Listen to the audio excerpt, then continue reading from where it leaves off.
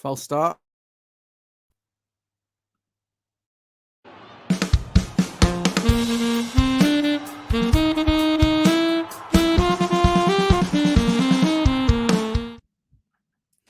It all adds to the authenticity, doesn't it, when you don't press the theme and you're already live there. And that's Follow Everton.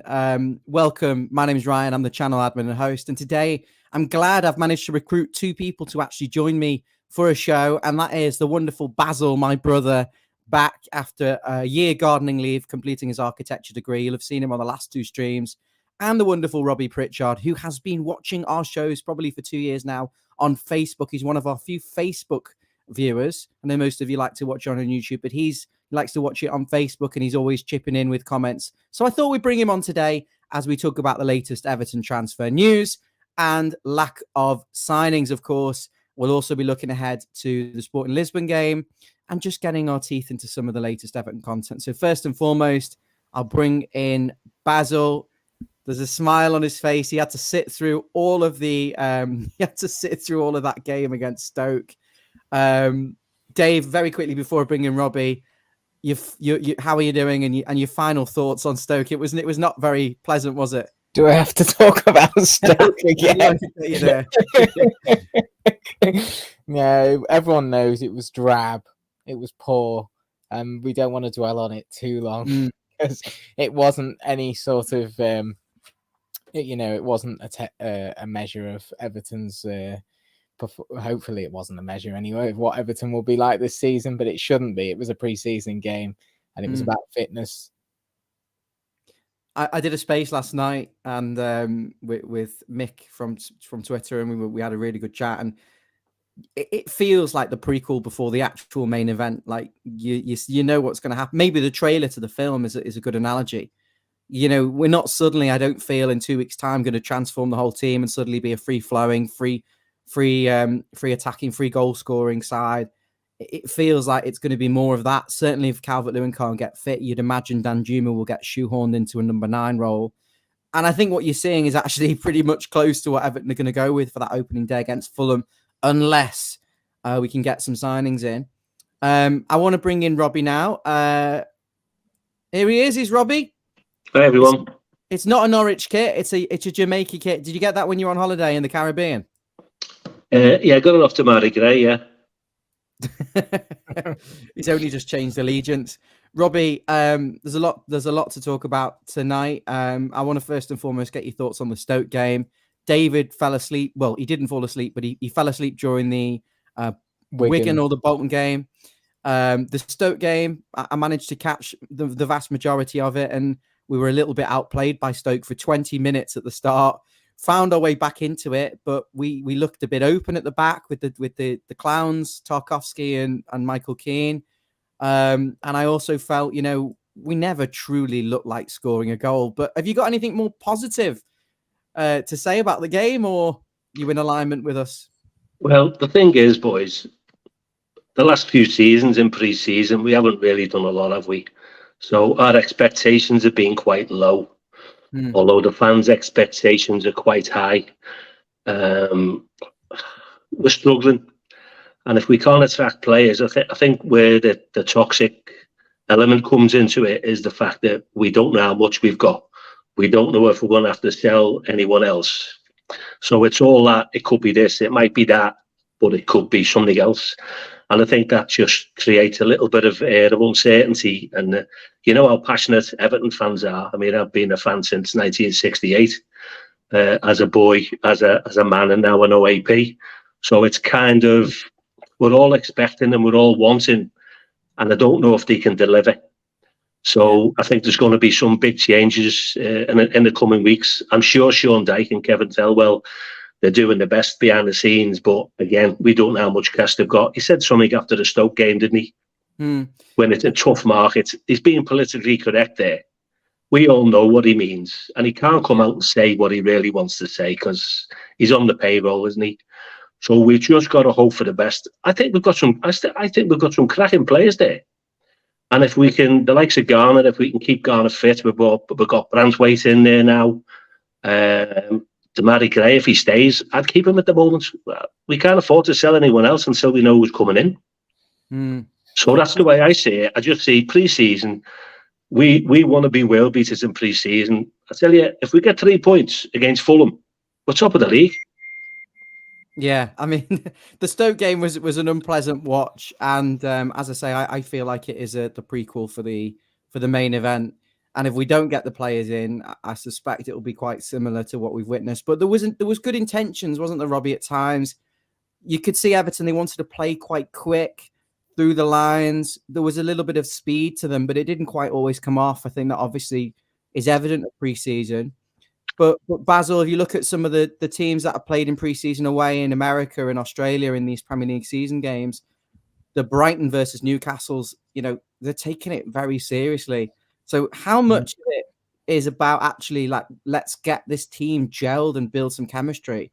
But I mean, it's just about fitness. I think there's got to be a little bit more to it there.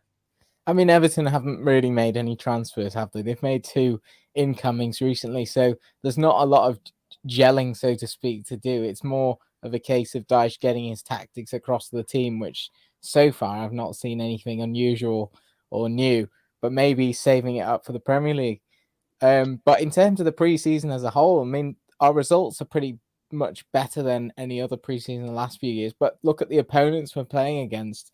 And as you've just touched on, there was a tournament in America with about 6 Premier League teams, all of a decent high, top half standard, Europe standard. And I was watching a bit of the Chelsea Fulham game yesterday and a bit of the Brentford Villa game, and both games were a lot of contrast to Everton's game at Stoke. Ours was drab. Both teams were poor. Both teams were lethargic, would make errors at the back.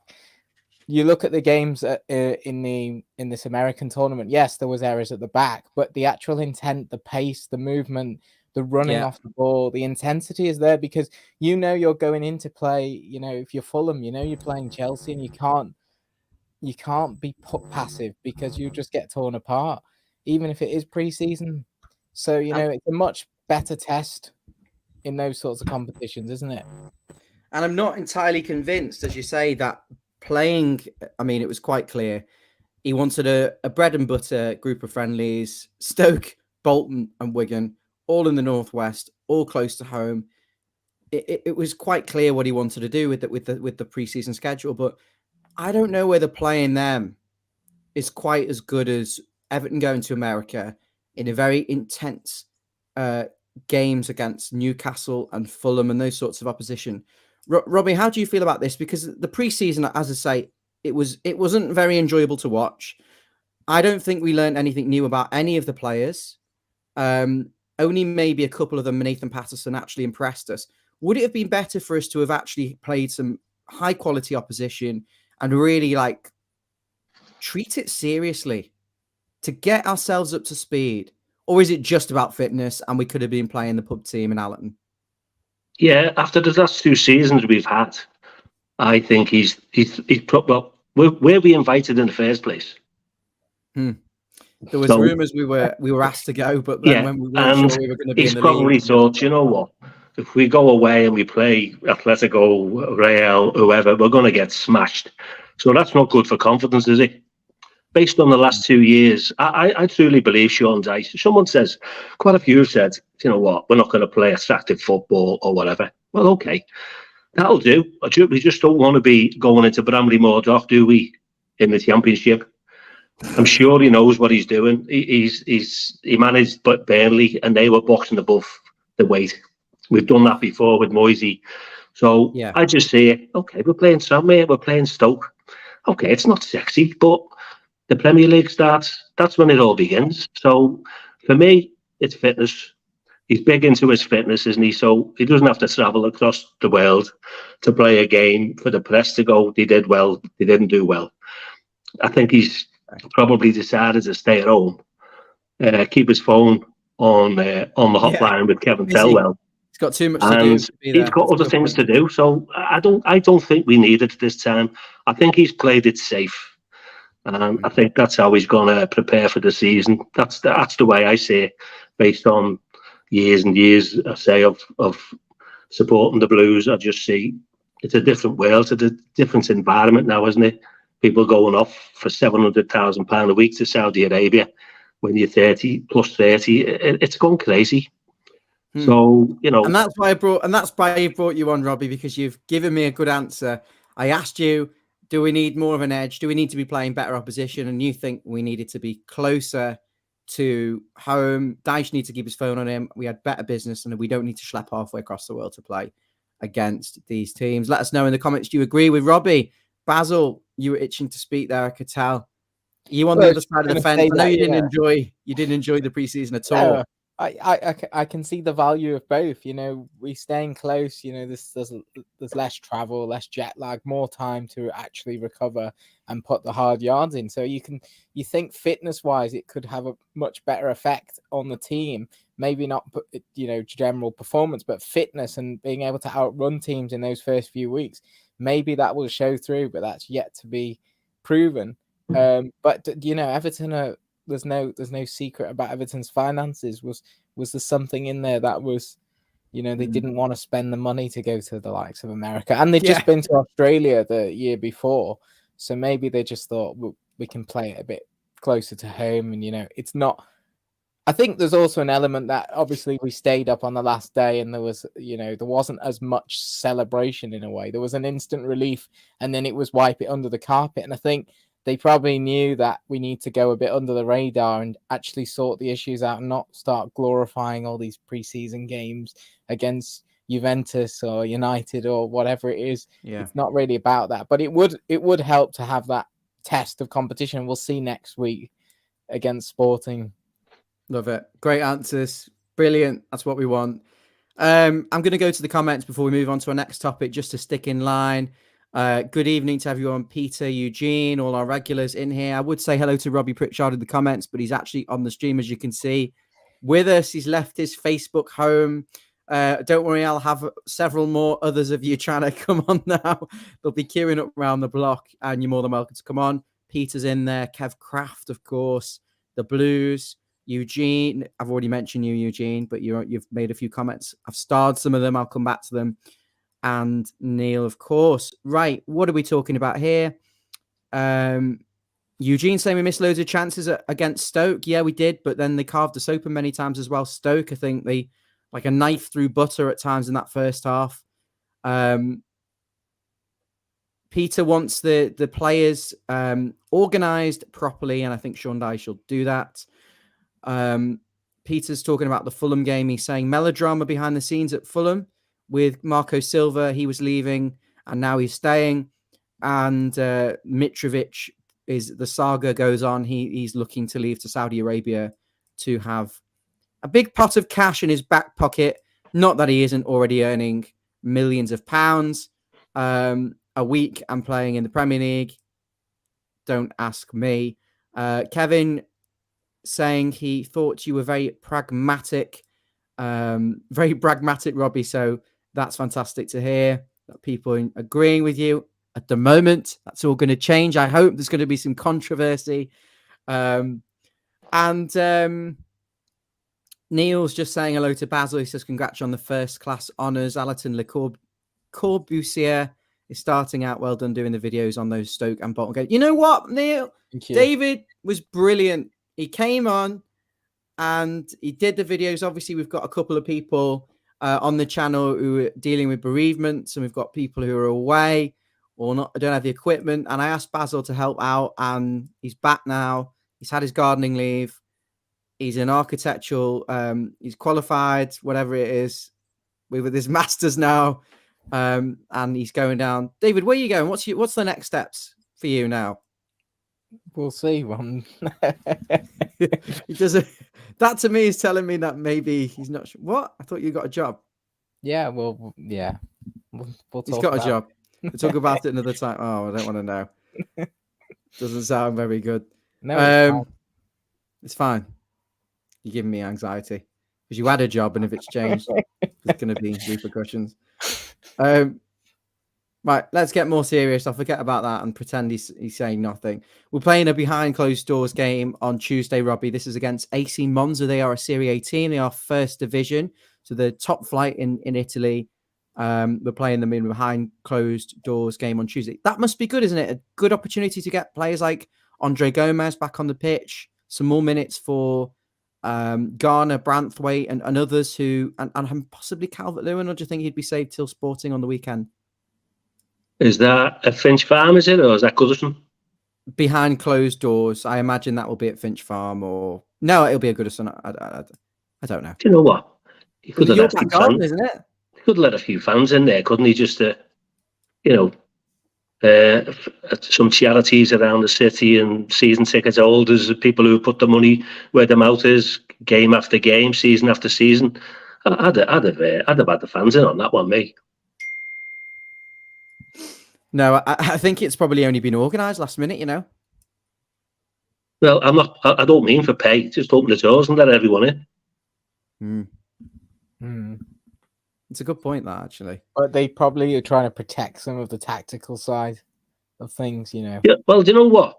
We're getting so much negativity. God, you've only got to pick up the press. It's actually frightening, isn't it? You just have a little free for all and come on, come and join it. Let's have a fun day. And do you know what? Everyone would just love it, wouldn't they? Let's have a fun day. Let's have a fun day because everyone's taking the PISS out of us anyway. So we've got to stick together, haven't we? These are hard times. These. Speaking of negativity in the press, I was reading last night about Everton's stadium being miles behind and Tottenham Hotspur. Don't know who read this article in the Daily Mail, but they were basically saying that our stadium was taking longer than the Spurs stadium. But, you know, it was an absolute load of nonsense, you know. I mean, we've had to fill the entire dock in with sand, which has taken months on end before we could even start building anything. I mean, they just don't do the research on anything. They just post what they fancy. No, clickbait. It's like Fabrizio Romano. I'm going to come on to him in a moment. Stu in the comments is saying, "Is that Monzo from Bootle?" No, it's Monzo the bank. That boy. What am I surprised in this window, General? Yeah.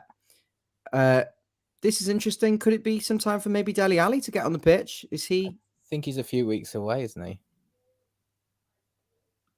Or Tom Cannon injured as well, isn't he? Yeah, I need to shut the door because I think I can hear someone. Or can you hear background noise? No. Okay, that's fine then. The Blues are saying fans watching won't quell the negativity. It'll heighten, if anything. So behind closed doors is better. Okay. Thank you, the Blues. That's an interesting point. Right, I'm going to move on now. Manchester City rejected an offer apparently from Everton and other clubs, including Brighton and Southampton, who were actually in the division below, for Rico Lewis. Interesting that Southampton in the Championship and Brighton, who are arguably European contenders for next season, both made a loan offer for him. Everton's was rejected, of course. What do you think of this, Dave? I mean, he's exactly the sort of player we need, really, isn't he? A young up-and-coming player. But again, you don't want to be loaning players, developing them and sending them back. But I suppose he would actually improve us even in his, even as a straight loan for a year, wouldn't he? Would definitely improve us. It's the first I've heard on that one. It's an interesting one. But you think of the role he plays in that City team, he's so good at playing that inside fullback role, Role he plays in that City team, he's so good at playing. I think there's feedback. Still feeding back into me. Has anyone got devices on? He plays in that little. He tucks in beside Rodri and bolsters up their midfield. But we wouldn't play like that. I mean, we don't even have a right winger who stays wide like a Mahrez to sort of replicate that sort of tactical thing. So, but yeah, there's no doubt the player. He's got quality. He's young. He's quick, and he reads the game. So he would have added something. But there's no good talking about someone who they're going to reject because he's going to be part of the City team he's going to play after games. I mean, Kyle Walker's getting on. Blue Size is saying Rico Lewis is a right back. Well, I wouldn't mind a right back, to be honest. I mean, It's interesting that, isn't it? It's not high priority. I thought he was a right midfielder. No, he's a right back, but he just slots into that sort of CDM, when they're out in possession. I'm going to move on from that because it doesn't look like it's going to be happening. I was giving this a little bit of time while some people coming on. We've got quite a lot of people watching. Good evening to you, and make sure you, of course, Robbie, do you know what they should do if they're watching? Subscribe, hit the like button. Robbie, I'm going to come straight to you. Everton reached an agreement apparently this afternoon for Yusuf Chermiti. Chermiti, it's like they pluck these names out of thin air. Like you're attending a wedding and you look at the table names and I'll have that one. Yusuf Chermiti, he is a Portuguese 19-year-old striker, 6'4", made 21 appearances for Sporting Lisbon first team last season, scoring 3 goals, registering 2 assists. Came through the ranks at Sporting. We played them on the weekend, of course. The fee apparently 12 million pounds, 15 million euros. Rising to 20. We've asked for 10 million pound, 10%. I wish it was 10 million. 10%. Completely lost my trail of thought. Sell-on clause. Sell-on clause. They want 20%. We've offered 10. Robbie, I'm not going to sit here and make you pretend you've watched this player. But based on the... I love it. Because I could have done that, and that would have been a terrible debut. I think he's brilliant. Top professional. No. In terms of the profile, a 19-year-old with potential, with promise, with stature. I know some fans are going to go, we had Ellis Sims in a similar position. Let's strip that away for a second and assume Ellis Sims isn't good enough and that this guy could be. What are your thoughts? What was your reaction when you heard this news? Yeah, it's probably the same as everyone else. Well, I've never heard of him. So, who's been working on that one behind the scenes. So straight away, Wikipedia, onto Google, had a little look, as I'm sure hundreds of thousands of other Blues have done exactly the same. Do you know what? We're in a situation where it's clear that nobody wants to come to us. And I don't know if that's down to the finance packages that we're putting in with packets of Haribo to try and tempt people to come on board, or the agents who are saying swerve them because of this, or this. Yeah. But anyone who wants to come to us at the moment, if I use the word desperate, we kind of are desperate. We've shopped. Well, I haven't said this, boys. We've shopped in Harrods before, haven't we? And look where it got us. We've gone out and paid £40 million for players on £100,000 a week, plus this, plus that, and it didn't work out. So if we can pick up a lad from Sporting Lisbon who was a bit wet behind the ears, and he comes on board, and he becomes a diamond, you just think, wow. Because Brighton have done it, so why can't we do it? This is the point I want to make, and just before bringing you Basil, of course, Peter's saying he won't be good enough because he's not Premier League proven. And Peter, I'd just say that obviously from interacting with Blues on here and on social media, they've all clamoured for kind of more of a Brighton model, which is to bring in the players before they develop to the point where they're unattainable, like an El Bilal Toure, before they are too expensive or we're having to compete with all and sundry. So I don't mind this alongside, as you say, another more senior forward who's possibly like 27, 28, 29. Listen, or even in a 30-year-old forward who can do a job for a year or two, because as Robbie said before, all we need to do is get to Bramley-Moore in one piece. So I don't think we can have our cake and eat it. You can either have young, up and promising players with potential to sell them on and grow here, or I just don't think the two things. I don't think you can have your cake and eat it. Dave, you play a lot of Football Manager and FIFA. I know you've been playing for years.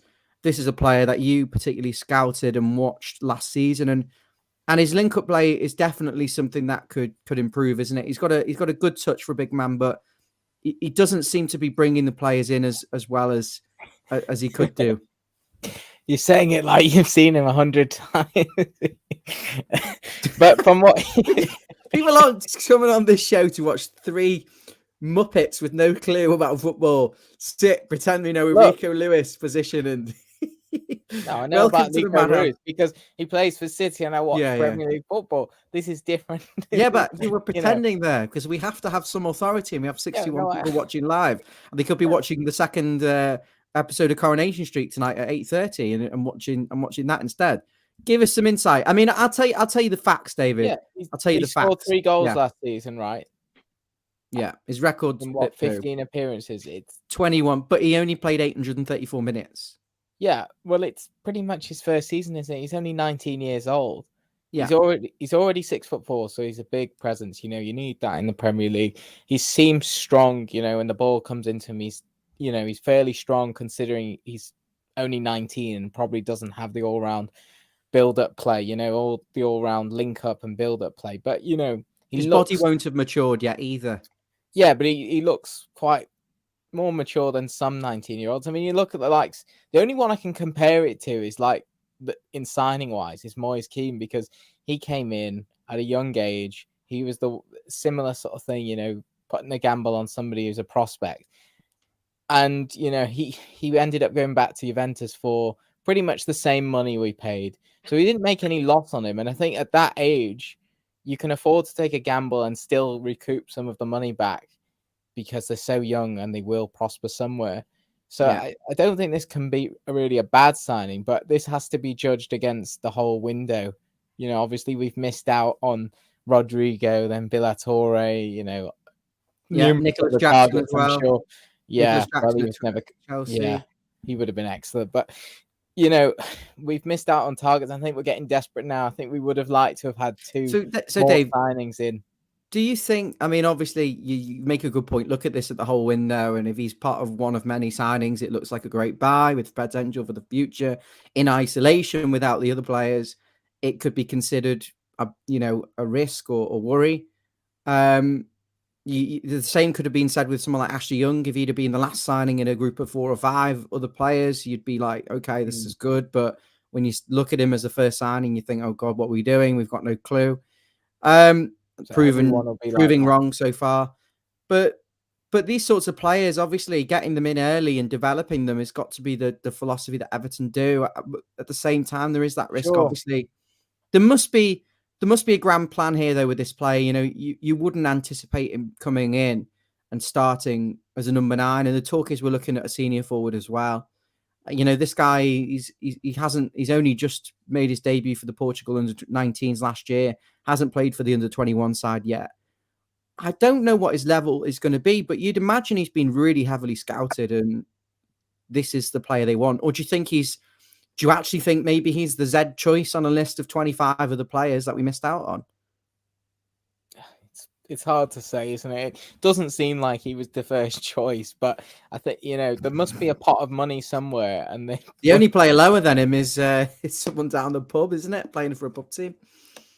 I think, you've got to judge this, as I said before, with the other signings. So let's see if we get, I'm going to say Shea Adams, for example. Not that I want the guy, or I don't know if I want him at the moment, but he's the one I've read we've been linked with most prominently today. So, if he came in with Chermiti or whatever, I don't know how to pronounce his name, but if he came in with him and he was the focal point and he was the main man with a bit of experience, and he can get, I think he got 15 goals in 35 appearances last season, which isn't bad. And what you've got to aim to do is Shea Adams. Or he got 10 goals in 35, which isn't terrible. Last year in the Southampton team. I think he got 10 in 35. 5 goals. Are you sure? Oh, in all competitions. In all comps, maybe, but yeah, the League Cup amazing. Against a rubbish League 2 team doesn't count there, surely. What you've got to do is take the pressure off this 19-year-old, because us Everton fans will be straight on his back if he doesn't turn up from day one. And I think if he comes in as the main striker, we'll all be going, oh, he's not good enough. And then Danjuma will play up there, and it's like, oh, but he's not a striker, and he's playing, and he's not doing it either. Yeah, and we just don't want to be in that situation. We have to bring in. Shea Adams is not the answer, David. 5 goals last season, 7 the year before, 9 the year before. It looks like these are the names we're being linked with: Iheanacho, Shea Adams. Crap. Can we go higher than those sorts of names? I had a really good question for you, Robbie, but have you got anything to add on this guy? Really? Have you? I know you're on Twitter like myself. A lot of the Sporting fans were quite happy that he's going, saying they've had our pants down. And I'll actually just read out a private message I had from a Sporting fan. His name was Vaz. Thanks, Vaz, if you're watching. I want to give you my perspective as a Portuguese football fan.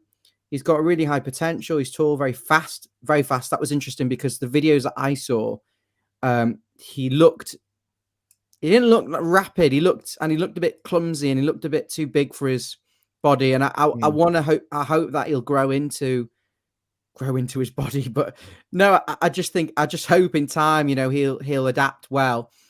But he's this guy's saying he's tall, he's very fast, his finishing needs work, but he's good. Needs work on his weak foot. Could be a great asset for a team that crosses the ball and counterattacks, which is us. The evident flaws are hold-up play, scoring goals, heading the ball, passing, crossing, shooting, knockdowns, dribbling, and so what do you think of that? I mean, there's not a lot of weaknesses there. Like I say, yeah, boys, if he wants to come and his agent is like saying, yeah, go to Everton. We haven't exactly got loads of strikers knocking on our front door at the moment, have we? So if we buy him for 15 million euros and we sold him again 12 months later because it's not working out, someone will have him, so we'll get our money back. So yeah, the only negative thoughts that I've got is what's wrong with our own strikers that we've brought through the ranks. Because the likes of Lewis Dobbin and Ellis Sims is gone. Yes, Lewis Dobbin must be thinking, hang on a minute, am I going to get my chance here if this young lad's coming? So that's my only thought. Does Sean Dyche not fancy him? Is he going to, Tom Cannon, is he going to go back out on loan? Because these are players that we've got that know the setup of Goodison. So are we getting shut of our own and bringing someone else's young lad in? That's my thoughts. Yeah, I suspect both Lewis Dobbin and Tom Cannon will go out on loan, depending on who we recruit in. I don't think any business should stop us trying to get with Neil Maupay because he is pointless. As we saw last season, as we've seen in pre-season, absolutely pointless. He doesn't suit the system. And one player we've been linked with in a swap deal for him is a Senegalese striker, Nicholas Jackson, strike partner for Senegal and teammate of Idrissa Gueye. It is Boulaye Dia. Now, he played in the Italian league last season. He scored 15 times for Sardinia, is it? Yeah. And they, again, like the team Almeria that El Balautori played for, were a struggling team at the bottom who were kind of saved by goals by this Boulaye Dia. So you can understand why Sean Dyche is attracted to him. A struggling team, maybe not clinical, with one man who can kind of get them over the line. Saleh Nitana, thank you, Abo. So I might as well have called them sardines. My pronunciation was that bad. The Boulaye Dia link, he's an experienced striker now a little bit. He's actually played up front for Villarreal as well with Danjuma, David. So there's probably some legs in that. The talk is we've had a bid rejected. The bid was 16 million euros. And then we've gone back to the table and offered 18 million euros plus Neil Maupay. I believe that Saleh Nitana actually came back and said, no, we'll just have the 16 million euros. Would you... Don't blame would you... I feel like Robbie will be quicker to laugh when he gets his headphones and can hear us a bit clearer, but he's enjoying it. David, I've watched videos on this guy. Now, he looks more like a complete striker who could just come in and play. But interesting that if we get Calvert-Lewin fit, and then you've got Boulaye Dia, and then you've got Chermiti, you've got 3 target men there. Could we be playing 4-4-2 next season? Quite possibly, but let's not think that Calvert-Lewin's going to be part of the equation, because I just consider him a bonus at this point. I mean, he'd still probably be our best striker of the lot, but you just can't put any reliance on him, can you? But it's still possible that we play 4-4-2, yeah. And you've got Danjuma who can come in as a forward. You've got Gray who could play off a forward or with a forward. You can be flexible there. You've got Young who's coming who could always play on the wing if you're light on the wing and put Mykolenko back in, and then you can shift people up. So you can move people around. There's definitely a lot more. I think that, we were a few wingers light. Gordon went, Townsend's gone. I think we lost somebody else, and we haven't really signed. Gordon. But now we've brought Young in who kind of can play on the wing. So we've dealt with that issue in twofold, the left back and the wing position. Now, that's unlocked this striker position for us.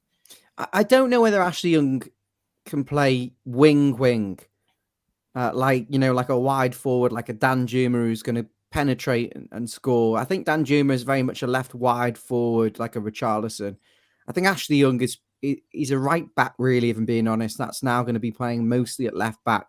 I think he could play on the wing if needed to contribute for certain scenarios. Maybe if we are playing a 4-4-2 and we've got to get the ball in the box. But I think if we're carrying on and playing the way we played last season, I can't see him being a natural option there.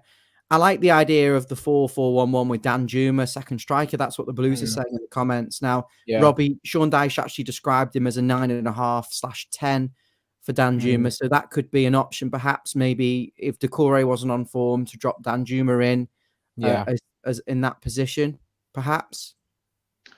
Yeah, I think... Did you see on TalkSport? Did you see Danjuma's agents having a chat? Yeah, good, wasn't it? He was honest. It was very good, yeah. And he said the one thing, well, I think he'll do well in with Everton. He said he's crazy,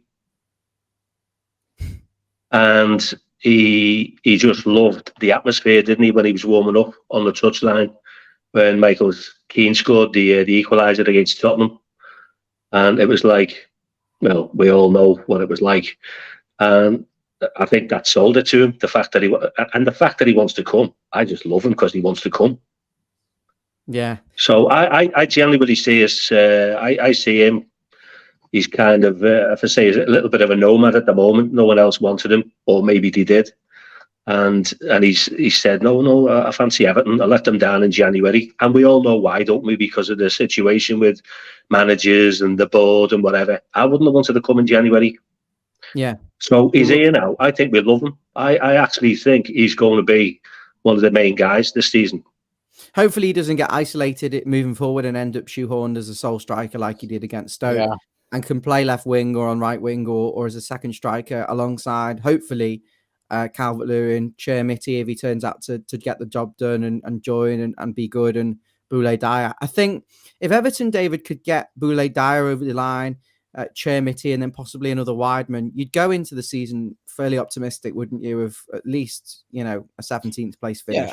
Yeah. I mean, when was the last time we could put a bench out that consisted of more than one winger and one backup striker? I'd like to have options on the bench. So I think that would be, a relief, really, to have that. I think Danjuma is the closest thing we're going to get at the moment to replacing Richarlison. He's not really a Calvert-Lewin replacement or alternative. I mean, he can do the job there, but he's more of that left forward, as you say, who can chip in with a few goals, but you don't want to expect that he's going to put in 15-20 goals a season, because he's probably not going to get near that, especially with the service Everton are giving him. And I think one chance against Stoke, I think he'll get 10 goals next season. There was one chance in that first half that I can remember that Ashley Young put a really good cross in the box. I don't know if people will remember it, but Danjuma was involved in the link-up play that led to the ball going out wide, and by the time the ball came in, there was not a single person in that 6-yard area. You can't bank on him to get in there.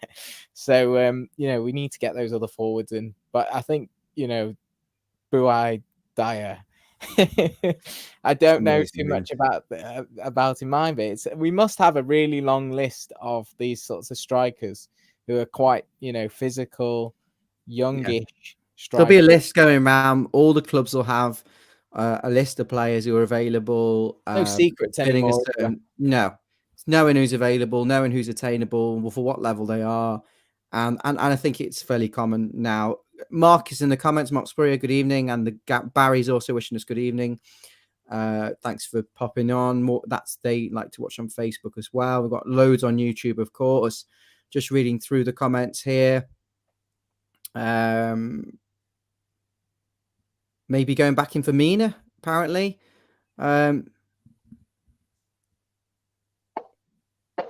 Is that a report or? No, it's someone saying, would you go back in for Yerry Mina on reduced wages? I spoke to Mick about this on Spaces last night. Robbie, would that interest you if there was no other option at centre half and it meant Mason Holgate was gone? I mean, when Mina plays, he's got a presence, hasn't he? But it's when he plays, and these millionaires now, they're mercenary. No one's going to sign a contract for pay as you play. It's like it's not happening. So how much was he on? 100,000 plus. Yeah. So what are we going to pay him? Well, would you take him for 60k if it got Holgate off the books? Yeah, as well? Take him. Yeah. All day long. Yeah, even with his injury record. Yeah, take him. Yeah. David, same for you. Would you have me in about 60, 75k a week? Yeah, Holgate gone. 100% as an alternative to what we're about to go into the season now, with Michael Keane as the number one choice. I think every Everton fan, 98%, will say they want a replacement right now for Michael Keane in that central defence. I'm just looking at the comments. Come on, guys. Let's get on in the comments. Eugene is saying James Tarkowski's the vice captain next season. What do you make of that, Robbie? He's the vice captain. Is this confirmed? Right. I would. Seamus with his 12-month contract. Is he keeping the armband? Is he? Yeah, Coleman's the club captain. So obviously, yeah. So Tarkowski. Yeah, he's a future leader, isn't he? I mean, we haven't mentioned Branthwaite. He's going to be like a new player to us. He's going to be like a new signing, isn't he? What did you make of his debut? Because I thought he did all the defensive things that he needed to do. But there was a couple of maybe things where a little bit more composure on the ball would be nice, and I think that will come with time. But defensively, he dealt with everything, didn't he? And he looks. I mean, I really hope he's. Yeah, he reminds me of John Stones.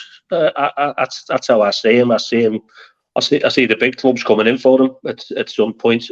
But we need to keep hold of him. Absolutely, keep hold of him. Another one here, David Eugene is saying Gomez was attracting Saudi interest. I did read that before. Gabamin we're struggling to get rid of Gabamin because he's injured, won't pass a medical. Injured. Yeah, that's just typical. The players never go for other clubs when they've got an injury. Well, no, you're not going to take a chance on some, especially with his injury record. You know, I'm just looking. You can't pass a medical, can you? Our midfielders, apparently, we've got 8 of them. Onana, Doucouré, Iwobi, Dele Alli, you just can't count on. Gomez, you can't count on. Jean-Philippe Gabamin, you can't count on. You've got Gay, who's getting on, and then you've got James Garner, who looks a prospect. You've literally got probably 4 reliable midfielders, plus Iwobi if you wanted him there. I think Gomez may stay. I think Gabamin will go on deadline day on loan. We'll end up paying someone to get rid of him. And I don't know what about Dele Alli. The Dele Alli one, I had a good chat again last night. I feel like that one you could if we move on from Gomez for now, the bottom line on that is that there's interest from Saudi Arabia. And I think probably would be good for all parties if he went there. But, you know, open-minded for him moving forward next season, given Davis has gone and Gabamin is not going to be part of the setup, which brings it to 7 midfielders. Iwobi's more of a right player at the moment, brings it to 6. Ali's not really involved. That brings it to 5. So actually, if you get rid of Gomez, you've only got 4 midfielders for potentially 3 slots. We need options. So I think Gomez could stay. Dele Alli, without going into a horrendous amount of detail on Dele, obviously there's question marks over how much Spurs knew about his condition when he was signed. Without going into the sort of the unethical side of things there, as a player tactically, he could work in a setup if he was the Dele Alli we've seen before. 75% of him, you know, playing off a Calvert-Lewin as a second striker could be an unbelievable option for us. But Robbie, we've got a problem here, and that is we make 7 more appearances. We owe Tottenham £10 million in cash. That's 7 games. He's not fully fit. He's not going to feature in pre-season. Possibly won't be fit for a few more weeks. And then on that basis, it's £100,000 a week salary. So the whole adventure for another season could cost 15 million quid for a player who may or may not contribute anything, even with the 7 sort of trial matches. What is your, where do you stand on this whole situation? I'd be wanting to sit around the table with Tottenham again and have a look at that contract that we signed, because you're not telling me they didn't know any of that. I'm not having it. Absolutely no chances. So that's what I'd be doing. I'd be going, well, you know, that 10 million after 7 more games, we need to renegotiate, because it's in their interest as well. Yeah. No, without being mean about the whole, oh, you had a mental health problem you should have told us about, did you hide it from us, the legalities. If we strip that side away from it, because we could go into that, but I don't actually think that'll the viewers want to hear too much about that. I get what you're saying. Go back to the table with Tottenham, because if we sell him or release him or we loan him, Spurs will get nothing. He's in the last year of his contract, so it's not in Tottenham's interest for us to do that. The player may want to stay at Everton and fight for his place. Everton may want to give him that opportunity, but don't want to commit. They may be able to commit to the wages and may be prepared to give him a chance, but they may not want to take the 10 million quid as well. So they've got to sit down with Tottenham, as you say, and say, look, well, if we sell him, you're getting nothing. So can you write off some of this money, or can you defer it and renegotiate and say, look, if he does 30 appearances this season, scores 5 goals for us, we'll then give you the money. But otherwise, you've got to give it a break. We're going to have to get rid of him, and you're going to get nothing. And then it's not fair on the player. No, I think, in all fairness, he needs a bit of stability now, doesn't he? He's come out. He said his piece. I'd like to think maybe the demons have left him, and he'll become, because he was a fine athlete, wasn't he? And he's still only 26, so he's got a gift. He's definitely got a gift, and if he can just get that little bit of momentum again, and obviously the fans love him and the club love him, we're going to see the best, aren't we? Absolutely. Dave, anything to add on that? No, you've pretty much got it there. I mean, I'd just be interested to hear how would you try and restructure that deal? Would you say, I'll pay you so much upfront now so that we can use him because we need to get him up to full speed without the pressure of knowing about this 10 million, and then, after so many appearances and goals, as you say, or do you say, I'll give you a flat fee, or how would you go back and structure that? Yeah, I go back and structure that based on appearances, goals, and games played through the season. I go negotiate that contract down. I go to London and negotiate that contract. The problem is, even if he plays every game this season, or he plays 30 games, and is it 10 every? Is it 20 appearances? Ryan is 10 million, and then it just carries on like that. Yeah, we need to make 7 more appearances, and then we owe him. The thing is, if he could play every game and be a half decent player, but not an exceptional player, and we'll end up playing £40 million max for him, which is not even worth it for an average performance. So, we've got to weigh this up. The 40 million was based on some very, very unattainable sorts of things there. Championship football and that sort of stuff. Yeah, maybe it includes these sorts of performance-related stuff, not just appearances. Tottenham wanted rid of him as well. They wanted to try and make some money on him because it was borderline letting him go for free there at that stage because his big salary. But he's got 1 year on his contract, right? Yeah. Yeah. The worst thing that can happen is he's going to sit there. Oh, we're not allowed to call him Dele Alli. I've just remembered it's Dele. Yeah. Yeah. There's a lot of comments coming in. I'm getting asked about the Dele situation is going to be something we have to come back to again, maybe when he's closer to fitness or there's more developments. I think we'll talk about it because you can sit here and go into ins and out. You can probably do a 30-minute segment on it. David asking me about the away kit.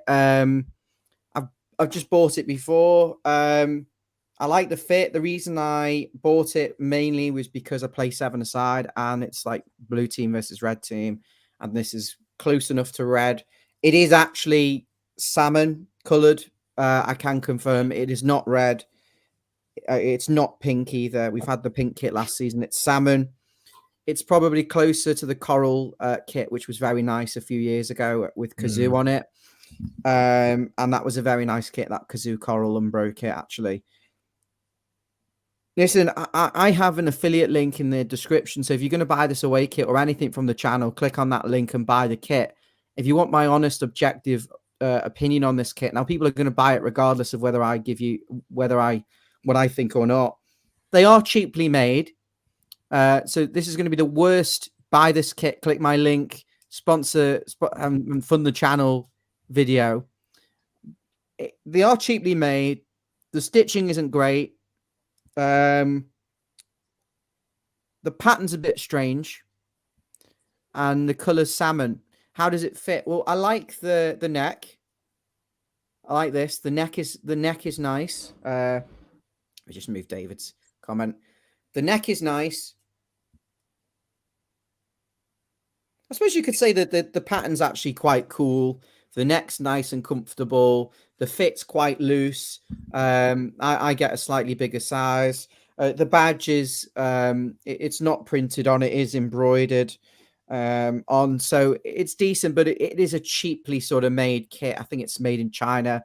That being said, you've got to buy one, of course. And if you're going to buy one, click the link in the description because there's a little kickback that we'll use to fund some good things. Maybe a laptop for Jeff so we can get him back on the show. But yeah, the home kit, you're asking a comparison of the home kit. The home kit, the collar looks nice, but doesn't fit as comfortable as the round collar.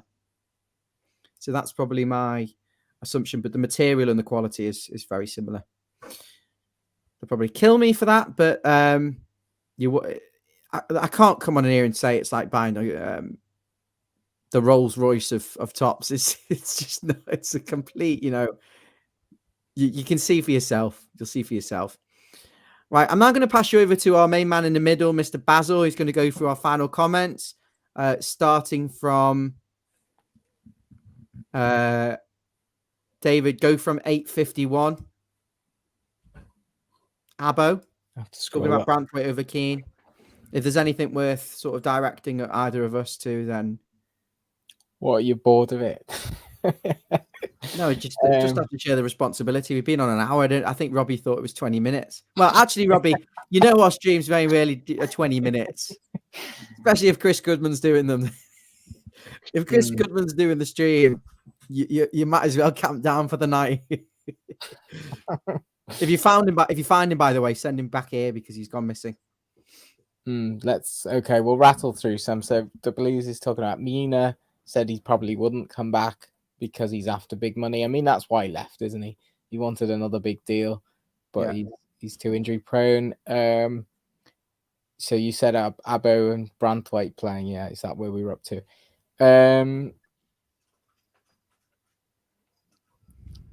Getting through these. Would we take Sergio Ramos on a free? He would never sign, but he's a fit and strong leader.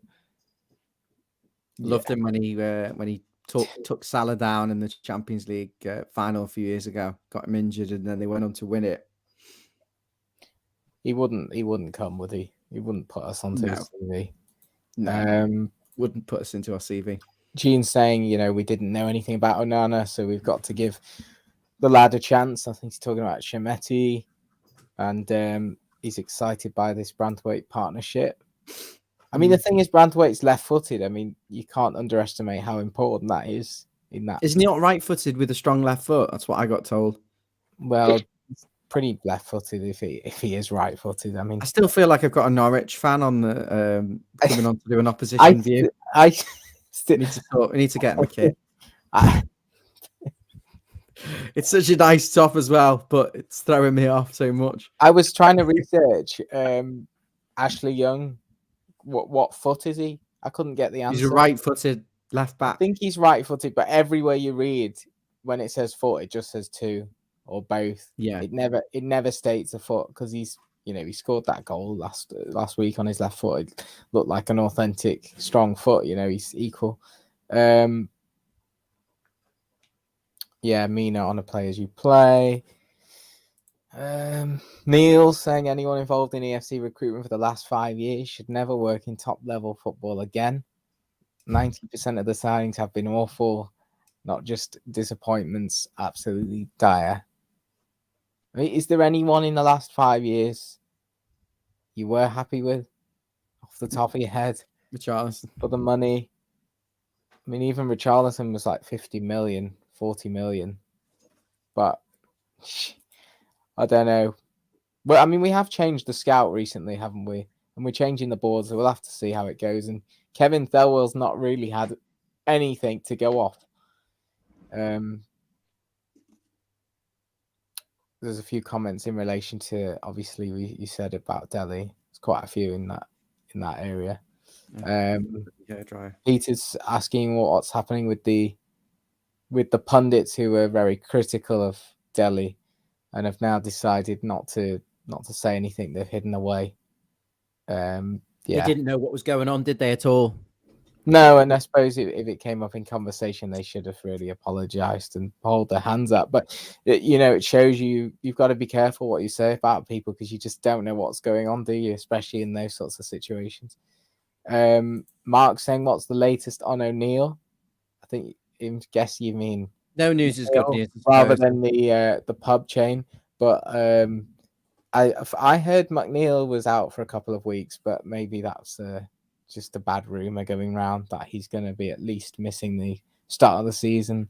I mean, it would be typical, wouldn't it, for Everton's top scorer from last year, the one who looks direct and actually is getting up to quite a good fitness level, you can see, would be the one to get injured. Yeah. That's why I'm surprised we signed Danjuma, really, and Gononto, because they're both left wingers, really. And McNeil's probably a shoe-in for that left side. Yeah, he's not a right winger. He's too predictable. He's just always coming in on that left foot. I think that's going to be a lot of the complaints. If we do get strikers in now, which is what we want, then I think the complaint will move to what's happening on the right-hand side, and Iwobi can't cross a ball, and he's past it, and he's one. I can tolerate that if Patterson can get beyond him and actually whip the ball, and then the width is coming from right back, which is traditionally what Everton have been doing. But how many games has Patterson ever played for Everton in a row before he's got injured? And the same with Coleman, the two of them, they just alternate getting injured. There's never any real consistency in that Everton right-hand side. Yeah. What should we do about Gray? Should we keep or sell him? I know Robbie said keep him for now. What do you think, Ryan? Well, we'll bring in Robbie on that. I'll give you... If Robbie, are you happy to stay on for a bit longer and go through these comments, or have you got somewhere to be? I'm fine. Like I say, I'm retired now. We're nearly at the end of them. What I was going to say, he sometimes passes the eye test, but generally doesn't pass the eye test for me. He definitely doesn't pass the statistic test. If you look at his stats in terms of goals and assists, his goals 2 from open play, assists are non-existent. The counter argument is that he's playing with poor players. He doesn't have a focal point and if he had a Calvert-Lewin up front or a Richarlison, he'd deliver more. So there is that element to it. I think if Palace come in with a decent offer, 12 million, I'd let him go. Same with Saudi Arabia, and invest that in someone else.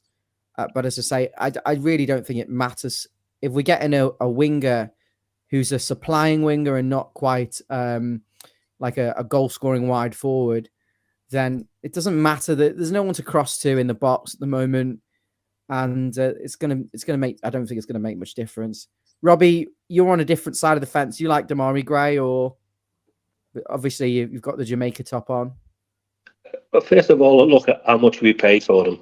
It was buttons in the current climate, wasn't it? And when I see so many people who have been leaving, I want to know who's coming in first before I say, yeah, okay, Damari, you can go. Because as it stands, if we're replacing Damari with a young lad from Sporting Lisbon, who's only 19, then that doesn't do it for me. So I want to keep him until we get the recruits in, and then I go, okay, yeah, you can go. Because at the moment, there's no one coming. So I want to know who's coming before I let him go. Robbie, what do you make of the links with the 16-year-old winger that we've been linked potentially to come in? He's a hot prospect. His name is Jean Fatali, 16-year-old wide man, can play on the right side. playing abroad at the moment. Would you have him for Damari Gray? No, 16-year-old. You know what? It could be another Rooney, couldn't he? But nah. He's a Dutch youth international, right-sided winger, Jan Futali, brother of Futalo, another footballer. I feel like you're having me on. I am. I'm just seeing whether you would have taken the deal. But no, listen, I've been on the planet 62 years. I was playing you there. What would have I had to offer you there, Robbie? Pardon? What would have if I'd have said a 19-year-old right winger playing in the Belgian First Division for Antwerp, highly rated, 4 goals last season, 4 assists, 16 million quid. What would you be saying? Do you know what the beauty of this program is, and the fact that obviously all the streams at the moment is the humour. Now you can't beat the Scouse humour, can you? And we've got to laugh because we're in such a predicament. The press don't like us. Nobody likes Everton. The FA don't like us. PGMOL don't like us, and whatever. We're out on our own. We're in an oasis. But we can smile and we can laugh about the situation, because if we don't laugh, we cry, don't we? And even we don't like Everton. And the point I was making there was that the signing of Chermiti feels a bit like that. Like literally someone's just made up a name. Yeah. The youth player, a few stats, 60 million quid. How excited you get over it. But you're right. The humour is what's made it. David, are there any other comments before we wrap things up here? There's still 70 people watching, and don't have to sit here on here all quite night. light-hearted about getting David Silva out of retirement. This is what we're clutching at. Leon saying salmon paste butties for supper, salmon paste. Yeah, that's the kit. There's loads of good comments here. Let's whiz through these. The only serious one is what's happening with non-so. Is that non-starter or? I love that comment from Abbo. Don't make Magatha get onto you. It's just Dele, I know. It's just Dele. No, it's all gone quiet on the non-toe front. I think we've just got to forget about that one for now. Yeah, it's not happening, is it? He has to push to move. Neil said our general transfer policy is to get as many players from relegated teams as we can. So get Gonto, Adams, Iheanacho, and we'll get one from each. Blue Bill bingo. I know. As you say, if you don't laugh, you cry. It's a pick a mix, isn't it? As Stephen's saying, before letting anyone else lead, we need replacements. Totally agree. At this rate, we'll sell the keepers on the bench and our squad's wafer thin. I mean, how many players can we get away with selling? You're right. You know, it is really poor. Basically, what we want is this new kid to be the new Lukaku. That's what we want. Expect. But it's one thing I was going to say before, which I forgot about, is that, you know, when Calvert-Lewin came in, it took him about 3 or 4 years before he even delivered sort of near 10 goals. And I think, you know, at that age, you can't really be expecting anything different in sort of. Can I say something negative? Even Calvert-Lewin, when he was good for 2 years, only got 13 goals in the league.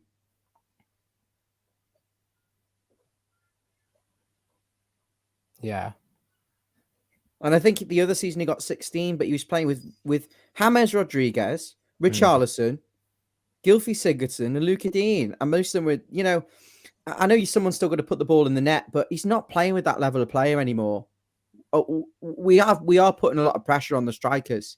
We haven't got those creative players around us. The cat's about to walk across the screen. That's Lily making a first appearance. I don't really think we should be bringing in any players who aren't going to be good enough for us. We've got enough dross at the club. I think we've had enough. I think we've had enough. Andy Mabs is saying 30 mil. We want to see you on the stream, Mabsy. Where are you? He was in work till 9. He's another who's gone missing. Yeah, he's working a lot. He was in work till 9. I think there's not a lot happening now. Adama Traore on the last day of the season. Yeah. Let's it's a shout, isn't it? Let's let Robbie wrap up on that one. On that one. If I said to you could sell them, this was the thing I said. Sell Demarai Gray for 10 million quid and bring in Traore on a free transfer from Wolves. Is that not good business? Yeah, I'd have that. They both don't do an awful lot, but you're selling one player for money and you're bringing in someone for nothing. Yeah, no, I like him. He's exciting. Why have I got to sell Demarai Gray to buy him? You know, if I sell Demarai Gray, what other pacey winger do we have at the club? We don't. But why do I want to go down to one winger? Traore's a bit like Walcott, isn't he? He looks really quick, but then nothing comes of it. Don't expect him to score, but you know he can get down the line and cross in, and he can put good crosses on the striker's head. Goodison would probably like him, actually. Yeah, Goodison would probably like that type of player, running down the wing direct and then crossing it into the back post for Calvert-Lewin. I think it's where it doesn't go near the striking player that he's trying to cross to. That's where the problem goes when his end product is weak. But you think like someone like Traore, he offers a bit more that, you know, his general all-round ability maybe could be quite a bit better, but just his pure pace is an asset that becomes a threat, and other teams have to think, you know, I can't put too many forward. You know, Traore's coming, or I've got to. They have to adjust their team for him. Yeah, you know, and that's a useful asset to have tactically. I personally think at this stage, beggars can't be choosers, and we need bodies. And I probably would have him if we can get the forwards in, because I think you need lots of wingers. Wingers are inconsistent. You know, they do well, and then they sometimes don't. And I think if you can sub them on and off and have a few options, I think he could be an all right one. I think we'll wrap things up here. I've just got one final thing for Robbie. We've been on there for over an hour, so you can see Robbie went from bright, very clear stream to now he looks like he's in his bedroom, and the curtains are closed. Just this last one, Robbie.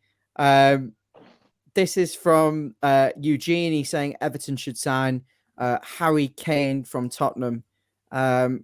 What are your thoughts on that? Would you think Everton could go for Harry Kane? Do you think he's good enough for this Everton team, or do you think he could perhaps go to like a Wigan or a Tranmere or a Bolton? Yeah, Eugene, he's used to winning nothing, so he'd probably do well at Everton. And there's your answer, Eugene. We appreciate having you on, Robbie. Absolute pleasure. You'll be hearing from us, I'm sure, again, if you'd like to pop back on. We have a gap in skills, as the recruitment people would say at the moment. And so if any of our regulars fancy coming on, so when we're doing the streams, we've got someone to talk to, that'd be nice. Basil, thanks for coming on. Have you got any final thoughts, either of you? No. Not especially, no. If we're on here any longer, Robbie literally will be sat in a black room. Robbie, thanks so much for joining. Basil, as always. Basil, the good news, my friend, is you are on duty on Saturday for the match reaction for the Sporting Lisbon game. Unless you're going. I guess that means you're working. Yeah. No, I won't even see that match. We'll see. I might go, to be fair, but you might get a ticket. I haven't got one, but I might do if I can be bothered. It's not being shown anywhere, is it? Okay. Well, is it on Everton website? Oh. No, it's not on the website. It's not on the package on the website. No. I won't have much choice then, but to go, will I? This is what they. In that case, let me get my phone. Hello. Oh, Chris, he's not answered. Right. Jan. Oh, I can't get through. Oh, is that Mabsy? Oh, he's in work again. Jeff. Oh, he can't hear me. His internet's not working. Right. Who else? Stevie. Oh, he's busy with the baby. Oh, Robbie, you free on Saturday, mate, to do a 5-minute reaction for the Sporting Lisbon game? Thank you. All day long. I In all seriousness, thank you so much. Absolute pleasure. Make sure you hit the like and subscribe button. And one final thing from you guys. Eugene saying, as it stands, where is the Premier League? Where Everton going to finish next season? As of 31st of July.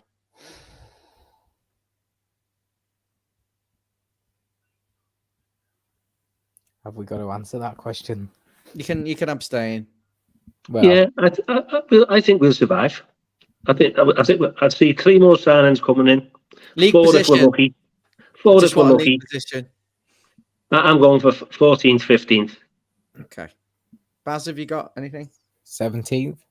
17th. Yeah, at the moment, I think 17th or 16th. Mark's just asking about Amy. Obviously, Amy is bereaved, and there's no expectation on her at all to be on any streams for the foreseeable future. We'll see you soon. Thank you very much. Let's roll those credits. Thank you.